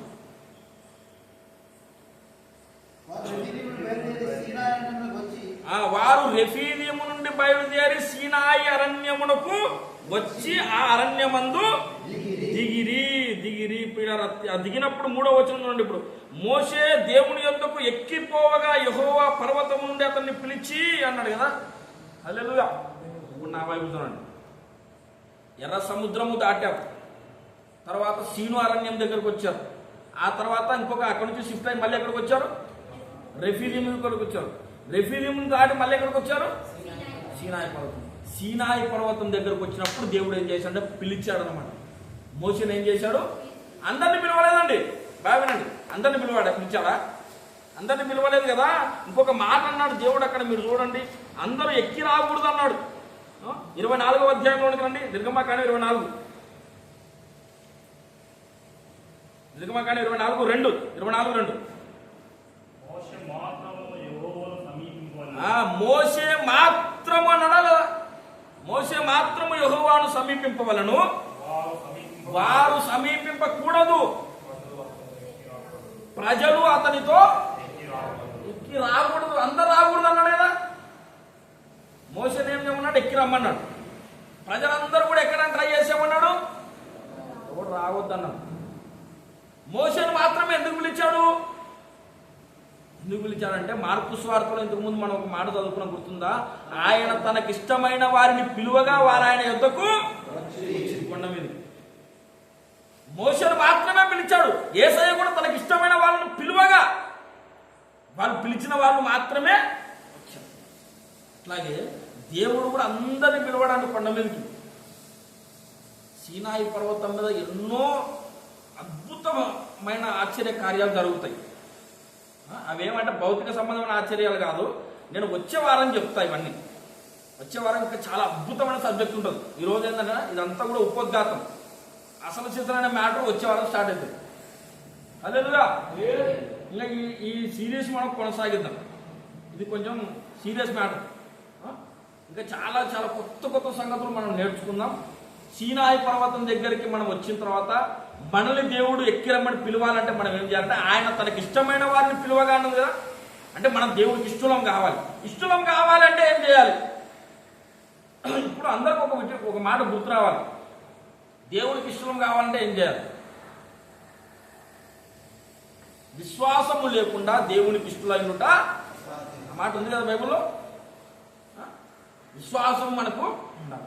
ఇట్లా మనం పాటలు నేర్చుకోవచ్చు అనమాట. హల్లెలూయా. ఇట్లా దేవుడికి మనం ఇష్టలం అయితే తప్ప మనం కొండ ఎక్కలేము. ఇది మొదటి విషయం. మనం శిష్యులం అయితే తప్ప కొండ ఎక్కలేము. తర్వాత మనం కొండ ఎక్కి దేవుడితో సహవాసం చేయాలంటే దేవుడు దిగి రావాలి, మనం కూడా ఏం చేయాలి? ఎక్కిపోవాలి. ఈ 3 విషయాలు గుర్తుపెట్టుకోండి. ఆ తర్వాత ఇశ్రాయేలు యాత్రలో ఈ అనుభవాలను కూడా మన జీవితంలో జరగాలి. ఒకటి, గొర్రెపిల్ల రక్తం కిందికి మనం రావాలి. తర్వాత బాప్తిసం పొందాలి. తర్వాత ఆహారము కూర్చుకోవాలి ప్రతిరోజు. తర్వాత బాప్తిసం పొందిన తర్వాత పరిశుద్ధాత్మ జలాలు మనం త్రాగాలి. లేఖనాల్లో నేను నెరవేర్చవలసింది ఏదైనా ఉందో ప్రతిసారి ఆలోచన చేయాలి. ఆ తర్వాత సీనాయి అరణ్యం దగ్గరకు వస్తాం మనం. ఆ తర్వాత కొండ మీద దేవుడు మనల్ని పిలుస్తాడు. కొండ మీద ఏం జరుగుతుంది అన్న విషయాన్ని వచ్చేవారని చెప్పుకుందాం. హల్లెలూయా. వచ్చేవారు ఎవరు మిస్ కాకండి. చాలా అద్భుతమైన విషయాలు నేర్చుకుందాం. ఈ రోజు పంపిన సందేశం అంతా కూడా దేవుడు మన హృదయాల్లో ఫలింపజేయనట్లుగా వారమంతా కూడా ప్రార్థనలో పెట్టండి. హల్లెలూయా. ఈరోజు మాట్లాడిన అనుభవాలన్నీ నాలో జరిగించు దేవా అని ప్రార్థన చేయండి. వాక్యము విని విడిచిపెట్టకూడదండి. వాక్యము విని విడిచిపెట్టేవాడు అద్దంలో తన ముఖమును సహజ ముఖమును చూసుకున్నవాడిని పోలి ఉంటున్నాడు అది యాకోబు పత్రికలో. వాక్యాన్ని విని విడిచిపెట్టద్దు, అది మన అనుభవ జ్ఞానంగా మారాలి. ఇప్పుడు ఒక భయంకరమైన మాట ఒకటి చెప్తా బాగా వినండి. వాక్యము విని అది మన అనుభవంలోకి రాకపోతే వినకపోవడమే మంచిది. వినకపోవడమే మంచిది. విని నీ అనుభవంలోకి తెచ్చుకోవడానికి నువ్వు ప్రయత్నం చేయకపోతే అది ఇంకా ఎక్కువ ప్రమాదకరంగా మారుతుంది అన్నమాట. ఎక్కువ ప్రమాదకరంగా. కాబట్టి వాక్యం విందాము, విన్నదాన్ని అనుభవంలోకి రావడానికి ప్రయత్నం చేద్దాం. ఇశ్రాయేలీయుల యాత్రలో ఏ ఏ అనుభవాలు అయితే నాకు నేర్పించావో అవన్నీ నాలో కూడా నెరవేర్చు తండ్రి అని మనం ప్రార్థన చేద్దాం. మనందరిలో కూడా దేవుడు అనుభవాలను నెరవేర్చి మనల్ని నడిపించును గాక. రండి కళ్ళు మూసుకొని ప్రార్థన చేసుకుందాం ప్రియులారా.